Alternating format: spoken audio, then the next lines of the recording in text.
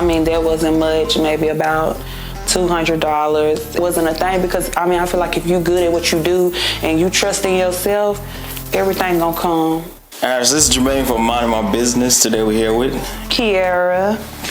So what kind of business do you have? I'm a hairstylist and I have a hair salon, Dickerson Pike in Nashville, Tennessee. How long you had your hair salon? Or? This is my second hair salon. I've had this salon for 2 years, and I had one on Jefferson Street for about 2.5 years also. What happened to the one on Jefferson? We ended up expanding, so we moved over here to this one. On Jefferson Street, we have about 5 girls. Now it's about 13 or 14 of us. What were you doing before you actually had your business? I've been doing hair since, I'm 26, and I've been doing hair since I was about 16 or 17, so I kind of was like, I've been doing hair for a minute, and before this I was just working, like, fast food and stuff. So to start your business, do you remember how much you had to invest in it? I actually started off, like, I wasn't selling product or anything, so I really need money to start off. I mean, I did have to, like, buy hair supplies and stuff like that, but I mean, there wasn't much, maybe about $200. And then I was working, I actually started off working like out of my mama's house. Like, we lived in the projects in South Nashville, and I was kind of like doing a lot of hair out of that project. And then she had ended up moving, and when she moved, she still had the project, so I had like end up staying there, and I wasn't living there, but I was still doing hair there. So I was doing that for a minute, and then when she finally let that go, I had moved into my first shop, and I think I was paying maybe $125 a week there, and that's pretty much it. And then I kind of like had moved to another shop, and I think I went like to like 4 different shops before I finally got my own. So what made you decide you want to get your own shop? I just wanted my own space, and I wanted to create my own team. Once I got my own shop, it was easier for me to like determine who I was going to work around. I mean, I could have determined who I was going to work around when I was working in other people's shops too. So if somebody is trying to start what you're doing, do you have any ways they can get funding if they need funding to start it? Yes. If my advice would be, credit is everything. Like personal credit, and then you got business credit. And soon I'm going to drop a business credit ebook, because I've been like, this whole year I've been focusing on like personal credit and business credit, but that's a good way to get funding. Like, and I feel like if you can't get access to that, just save your money. Like, when people start getting like, making a lot of money and they're not used to it, because I did it too. Like, I was splurging. I was buying designer. I was buying this, buying that. And, it's because you're not used to it. So, like, it's okay. But if I could go back, I probably would be so much further, because I would have, saved so much money, because I was like literally running through a lot of money as a young girl, making that kind of money that I was making. So I would say save your money. If you can get access to funding, like with business credit cards, or it's a lot of funding out there for businesses, but it just has to be structured. And of course, your personal credit needs to be, where it needs to be. When you first started your business, did you have your business license? Or? When I first started, no. I was kind of pretty much like just a kitchen stylist, as they would call it. I ain't have no business license. I ain't have no hair license. I was just working, and I was just trying to get paid. I wasn't doing nothing legally. So what changed where you got a business license?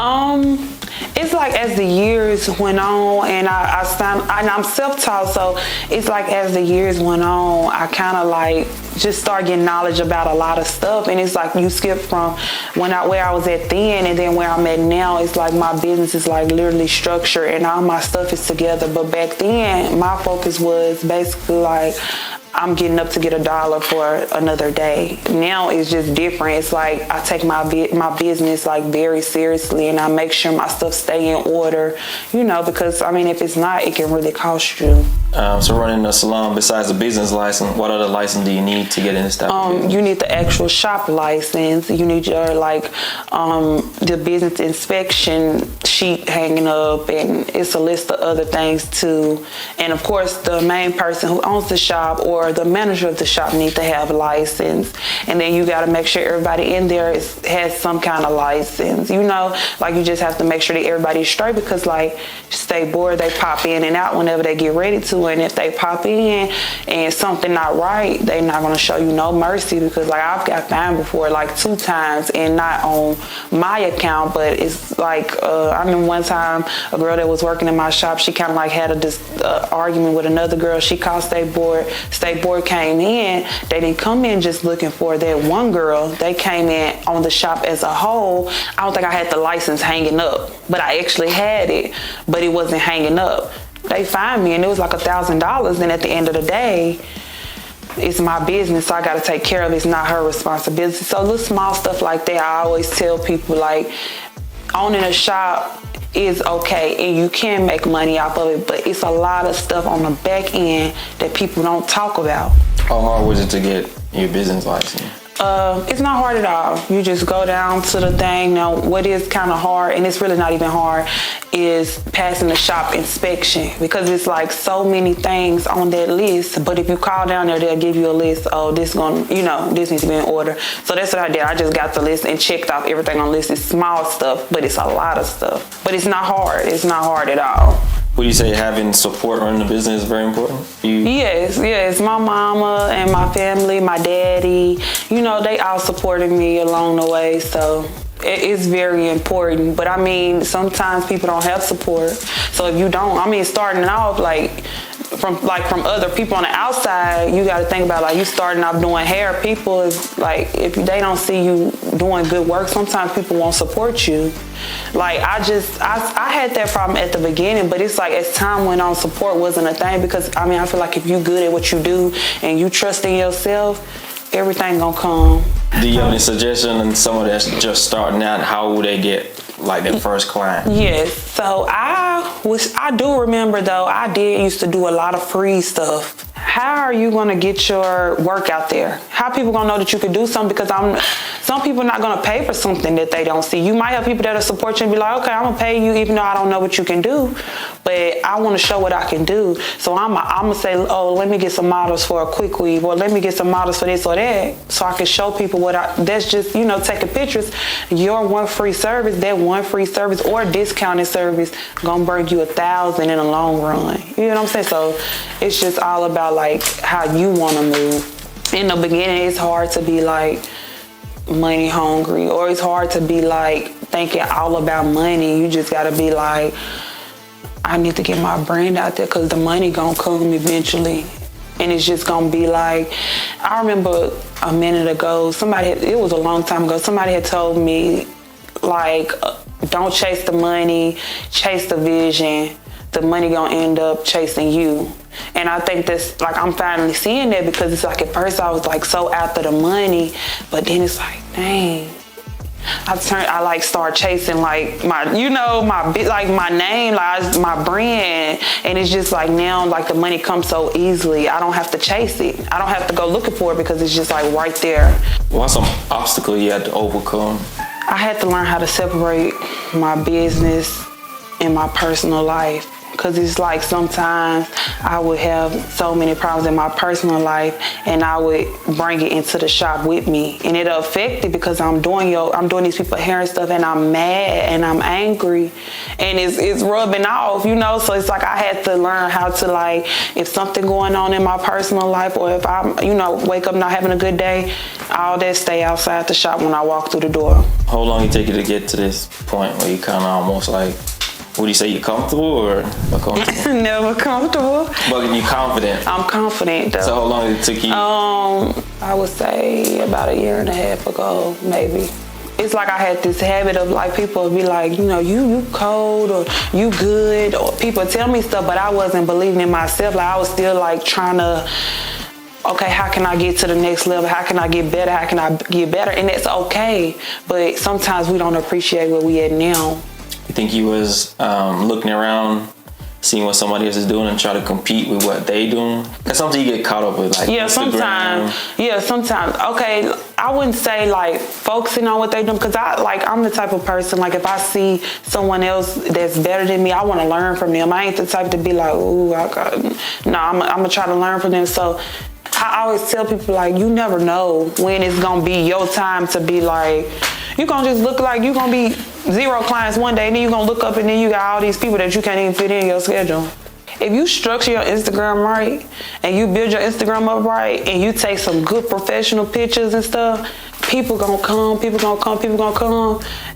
they ain't gonna want to know the backstory. Cause it's like different for different fields. Like if I see somebody and they do good work, I'm not even gonna lie. How do you promote your business?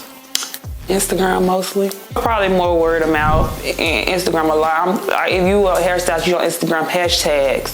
And they do got the thing where you can run ads, so that's cool too. What would you suggest to people starting out if they trying to get the name out there? I would probably suggest footwork. Footwork is like, get you some business cards. And then if you're around a lot of people and stuff, say, hey, introduce yourself. Like, I do hair, make it known, because people don't know. Like, if I'm just seeing you out, I don't know you do hair.